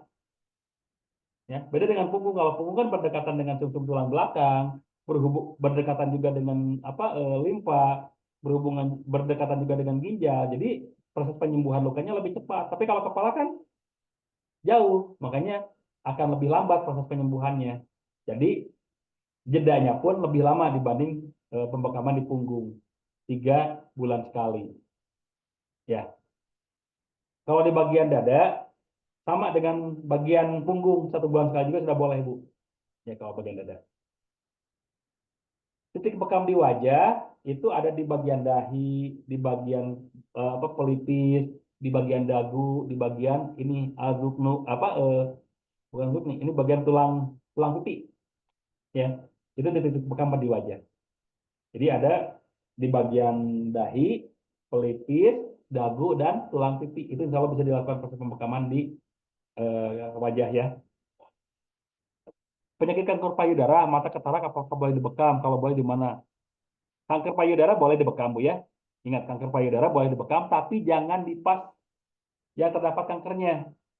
Yaitu bolehnya di mana? Di belakang, di area belikat.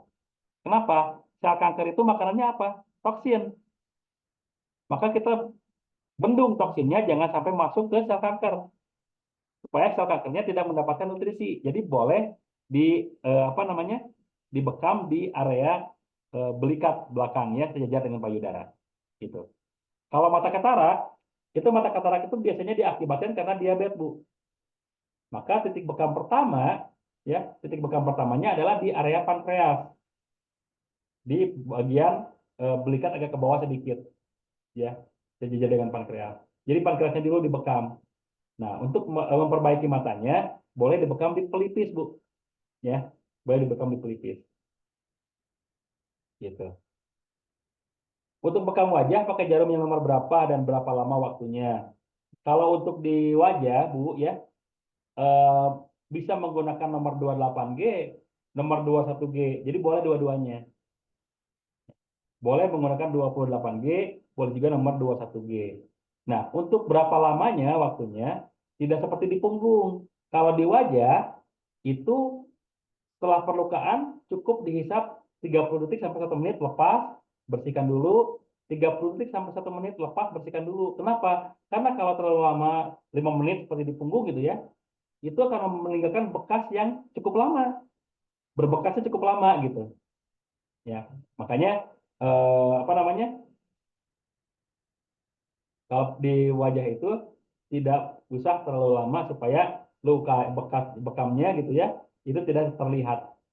Ya. Kan tujuan dibekam di wajah itu ingin wajahnya terlihat lebih fresh kan ya, makanya dilakukan pembekaman di wajah. Tapi kalau kita membekamnya seperti di punggung 3 sampai 5 menit, bukannya lebih fresh, tapi kelihatan justru aneh kayak badut gitu, banyak bekas-bekasnya gitu. Makanya boleh perlukaan menggunakan nomor 28G, boleh juga menggunakan nomor 21G, dan cukup 30 sampai 1 menit lepas, lap. 30 sampai 10 menit lagi, pasang lagi. Kalau masih keluar darahnya, terus pasang lagi aja seperti itu. Tapi tidak terlalu lama ya pengkopannya. Gitu ya. Pasca operasi pemotongan hati sebelah 14 tahun lalu, apakah boleh dibekam? Kalau sudah sampai selama itu, Pak, insya Allah sudah boleh, Pak. Ya, kalau apa namanya, sudah selama itu masih sudah diperbolehkan, Pak, insya Allah. Bagaimana cara memegang pennya? Saya pernah dibekam, terasa sakit banget. Proses pembekaman, proses perlukaan itu menggunakan pen lancet ada dua metode ya. Ada yang tegak lurus, ada yang dimiringkan. Kalau misalkan dengan metode tegak lurus, ibu merasa lebih sakit, boleh dimiringkan. Mungkin karena kulitnya sensitif, kulitnya tipis, itu sehingga ketika dilakukan tegak lurus, ya perlukaan tegak lurus, itu jadi lebih sakit. Tapi kalau misalkan supaya tidak terasa sakit dimiringkan juga boleh, Bu. Ya, dimiringkan kita 45 derajat, ya, itu boleh. Ya. Membersihkan kop menggunakan H2O2 boleh ya, boleh. Cuma H2O2 kan tidak dijual bebas dan cukup panas ketika kena tangan. Jadi agak sedikit riskan. Jadi cukup kita menggunakan klorin dan menggunakan sabun disinfektan saja. Alkohol pun yang 70%. Gitu Bu ya.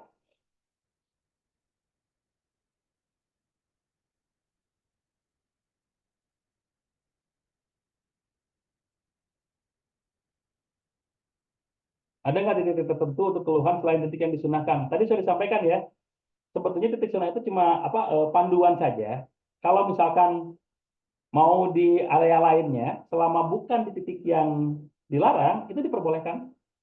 Ya, itu diperbolehkan. Jadi tidak harus di titik yang sunahkan. Karena kan itu namanya titik sunnah gitu ya, bukan titik wajib. Jadi kalaupun tidak di titik sunnah, ya tidak dosa gitu, Pak. Ya. Jadi selain di titik yang dilarang, itu masih boleh di boleh dilakukan gitu.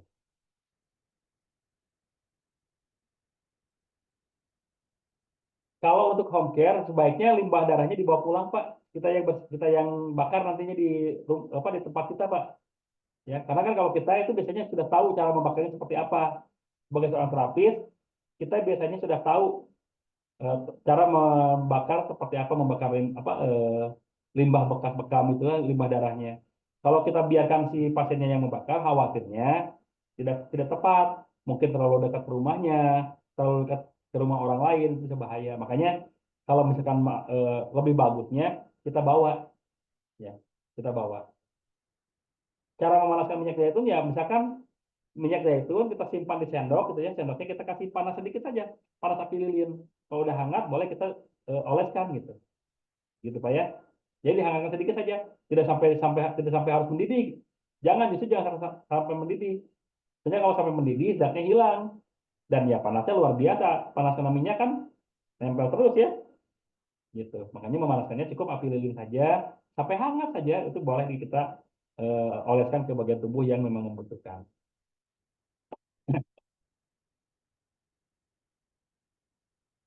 Tadi dapat cerita dari pasien bahwa beliau pernah dibekam dan baru kali pertama bekam, setelah berbekam beliau ngedrop dan harus diinfus sehingga trauma dan berbekam.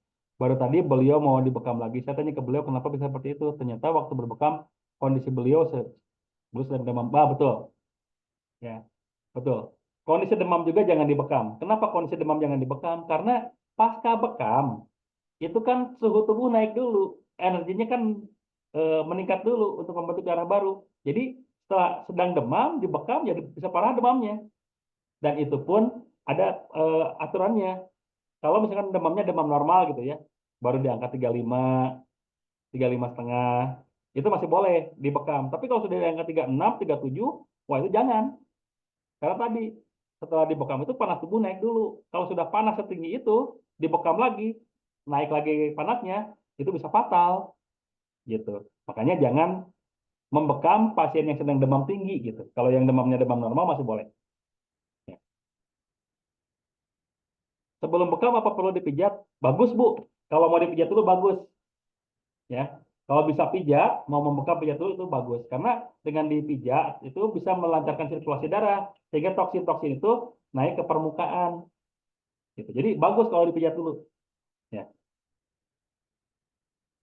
Batas pembekaman untuk tensi tinggi itu di angka berapa?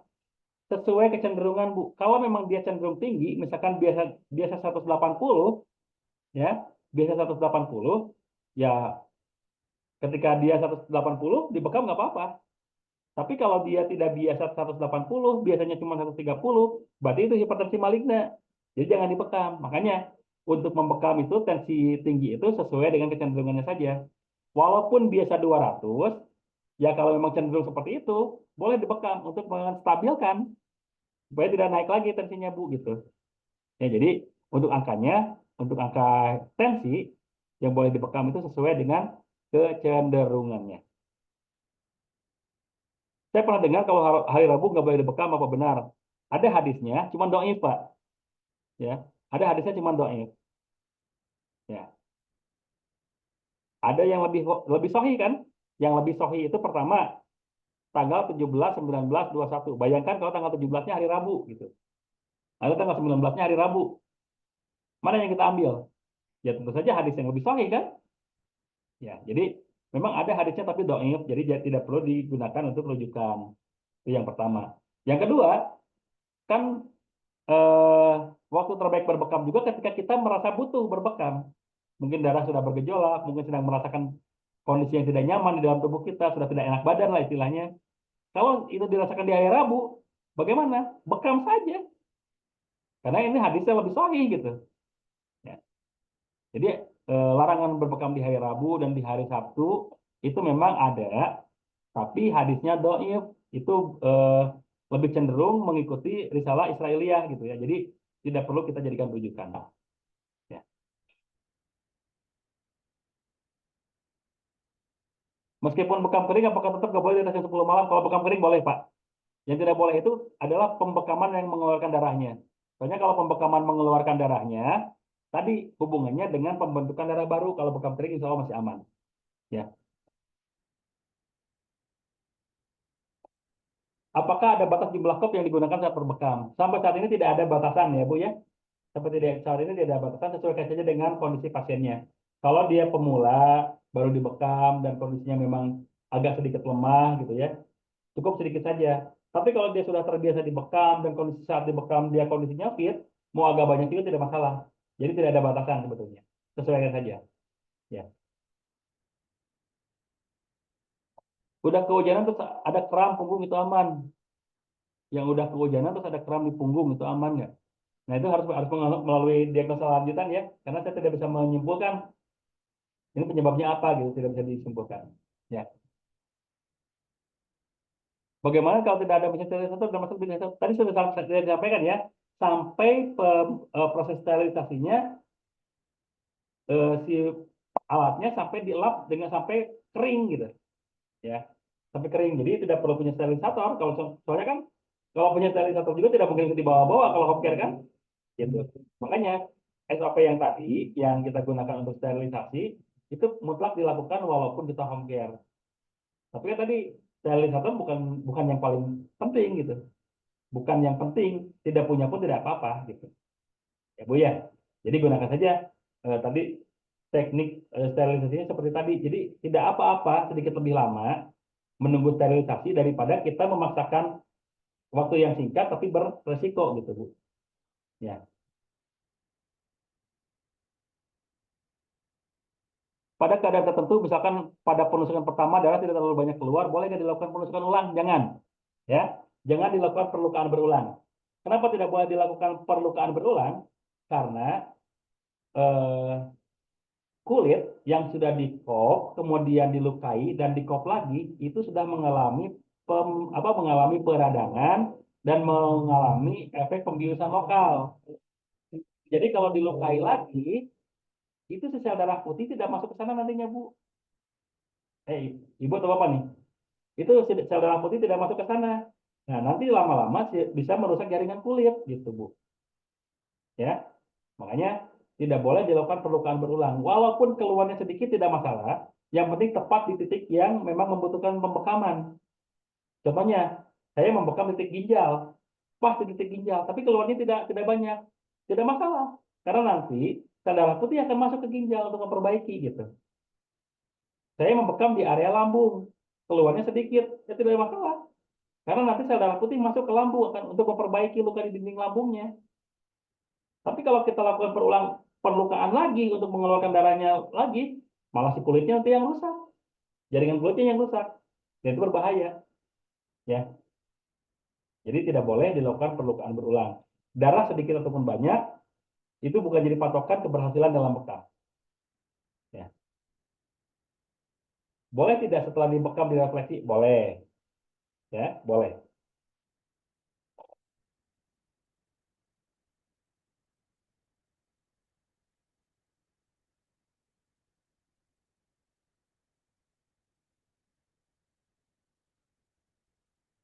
Kalau untuk ini ya, pembahasan lebih perihal bekam, memang kalau untuk mau lebih detail, memang bagusnya offline Pak.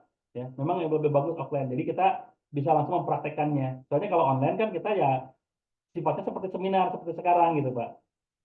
Gitu ya. Soalnya kalau mau lebih detail, lebih offline, ya apa lebih ya di offline Pak lebih bagusnya. Jadi kalau nanti kalau misalnya mau offline, biasanya kami mengadakan di Ahli Jamal Training Center di Bandung Barat kalau mau mengikuti. Ya gitu ya. Jadi kalau misalkan ingin memperdalam, eh, silakan nanti ikuti yang offline-nya, gitu ya.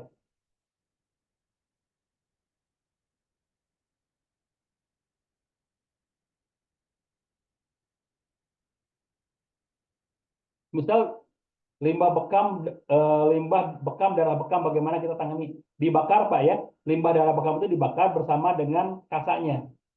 Dan cara membakarnya pun agak jauh dari tempat tinggal Pak. Sekitar 10 meter lah, 10 meter dari tempat tinggal.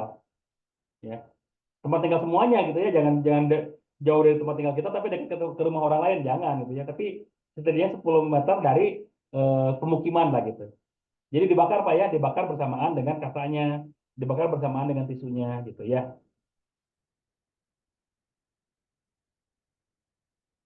Kalau yang kronis boleh dari satu kali dibekam, boleh ya. Boleh, mungkin per 2 minggu sekali dibekamnya boleh gitu ya. Untuk menurunkan gula darah bekamnya di mana? Titik pankreas dan titik jantung ya. Titik pankreas dan titik jantung. Tadi ya kemarin sudah diperlihatkan titik-titik anatomi bekam ya, titik-titik organ tubuh. Nah, sejajarkan saja dengan itu, Bu. Pak ya, Pak Herman ya. Sejajarkan saja dengan itu, Pak. Misalkan titik pankreas di mana titiknya? Oh, pankreas itu di sini. Sejajar dengan liver, tarik ke belakang, sejajar dengan itu, bekam di situ. Itu untuk menurunkan kadar gula darah. Ya. Dengan catatan, gula darahnya masih di bawah angka 400. Soalnya kalau di atas angka 400, itu agak beresiko, Pak. Resikonya apa? Resikonya tadi si lukanya tidak sembuh gitu. Ya.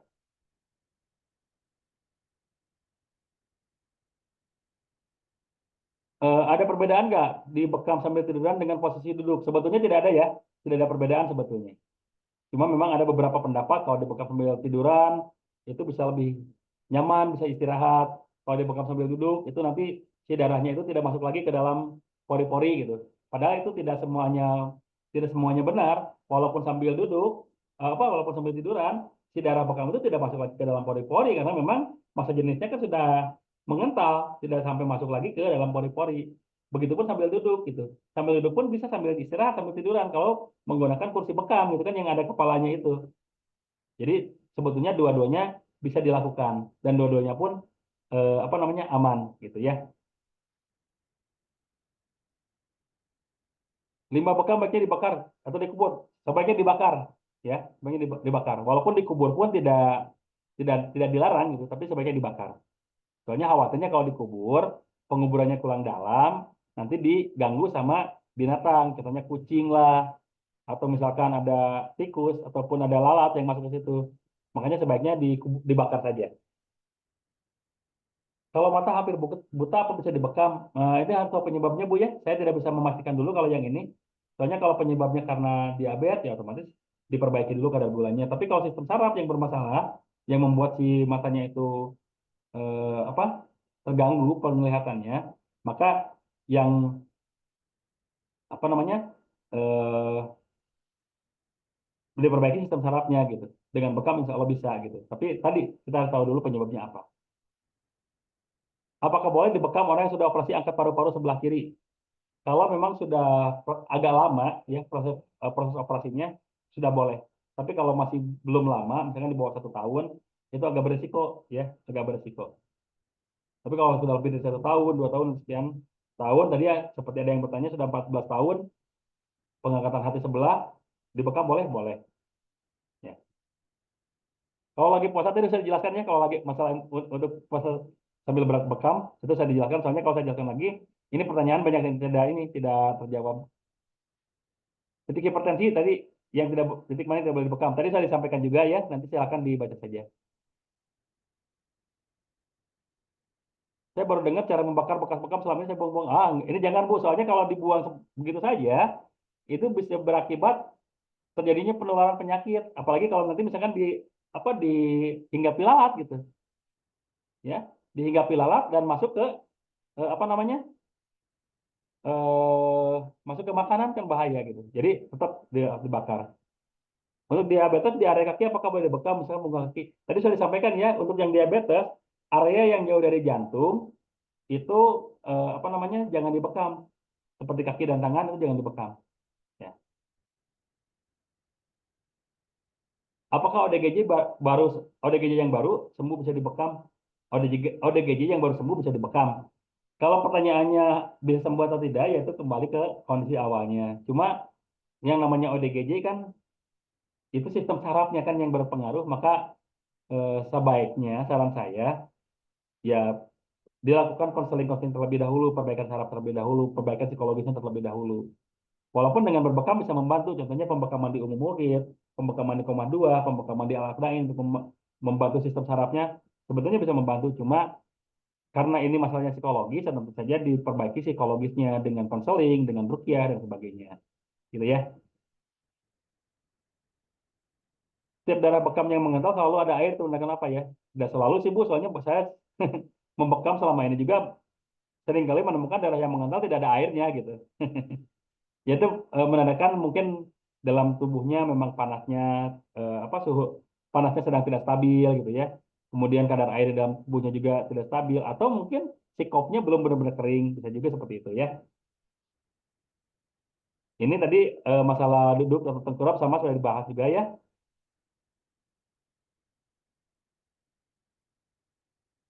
Offline insya Allah setelah Ramadan saya akan laksanakan di sini di Bandung Barat ya. Saat pelukan apakah ada sunnah berlawanan jarum jam? Sebetulnya tidak Bu ya. Sebetulnya tidak sampai hukumnya sunnah, cuma saran saja itu.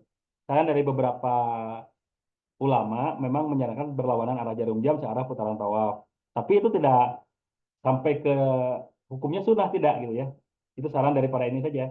Saran dari para ulama saja gitu. Jadi tidak sampai nilai sunnah gitu ya. Sebaiknya bekam full badan berapa lama sekali ya Ustaz? Sebulan sekali aja Pak, ya, sebulan sekali saja.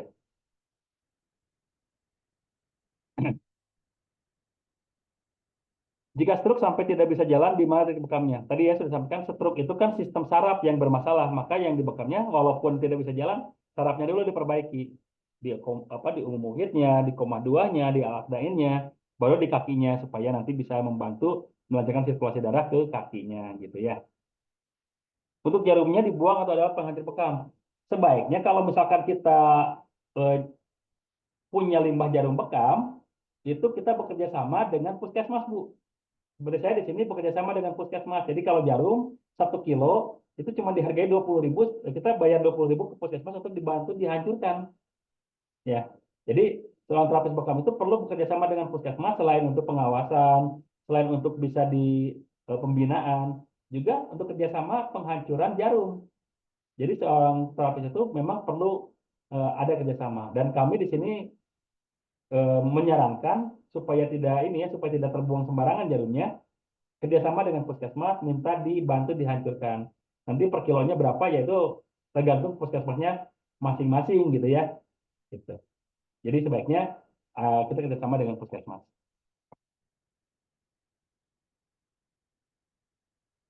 Bagaimana kasus ada bagian yang sakit ketika dibekam tidak keluar darah dan hari-hari masih sakit? Ada praktisi bekam yang menyebabkan tusuk berulang tempat yang sama sampai keluar darah. Tarikan satu dannya sedikit, tusuk lagi, tarikan. Tadi Pak ya, penusukan berulang itu bisa mengakibatkan rusaknya jaringan kulit Pak. Ya, jadi saran saya walaupun keluarnya sedikit, tetap tidak boleh dilakukan perlukaan lagi karena efeknya jangka panjang. Ya, jadi kalau kami di sini walaupun cuma keluar titik-titik saja darahnya, tetap itu tidak dilakukan perlukaan berulang. Karena penjelasannya seperti tadi saya sampaikan ya, nanti yang berperan itu adalah sel darah putih ke organ tubuh yang bermasalahnya gitu nantinya. Jadi kalau dilukai lagi, kalau misalkan sampai luka apa sih jaringan kulitnya rusak, itu berbahaya, gitu ya. Jadi saya tidak disarankan seperti itu. Orang yang sudah pasang ring jantung apakah boleh dibekam? Boleh, ya. Boleh dibekam. Jika boleh, kenapa ya? Ya memang boleh saja. Boleh saja gitu ya. Jadi tidak ada alasannya ya, karena boleh ya. Ya boleh gitu. Karena kan walaupun sudah pasang ring jantung, suplai darah ke jantung kan perlu diperbaiki juga, perlu dilancarkan juga. Jadi dengan bekam insya Allah bisa membantu ya. Eh, Offline di klinik saya di Bandung Barat ya, Kecamatan Gunung Halu, Bandung Barat. Untuk orang yang sinusitis dan polip boleh dibekam, jadi bekamannya di mana? Sinusitis dan polip, pertama boleh dibekam di sini Bu ya, di area dekat ini dekat hidung dengan menggunakan kop yang paling kecil, gitu ya. Kemudian di area al-aqdain, ya, begitu. Apakah area yang lembab akibat cedera boleh dibekam? Boleh, ya. Lembab akibat cedera boleh dibekam selama bukan di titik yang dilarang. Misalkan lembabnya di tangan, bekam di tangan boleh. Untuk mengeluarkan apa namanya darah statisnya. Apakah ada batas usia minimal berbekam? Sebetulnya kalau kita lihat dari kondisi usia usia di bawah 12 tahun itu kondisi tubuh yang masih bagus ya, kondisi yang masih fresh gitu. Organ tubuhnya belum mengalami banyak kerusakan. Beda dengan yang usia lanjut gitu, pasti sudah mengalami banyak kerusakan. Tapi usia-usia di bawah 12 tahun pun boleh dibekam untuk perkenalan. Ya, saya pernah membekam usia paling kecil itu 3 tahun. Ya. Usia paling kecil 3 tahun dibekam untuk apa? Untuk memperkenalkan bekam kepada yang bersangkutan. Jadi bukan untuk penyembuhan ya, tapi itu hanya untuk perkenalan saja. Karena secara fitrah, anak-anak itu organ tubuhnya masih bagus. Kalau tidak ada penyakit bawaan ya, secara fitrah organ tubuhnya masih bagus. Jadi tidak perlu mendapatkan intervensi dengan bekam sebetulnya. Jadi seperti itu. Ya.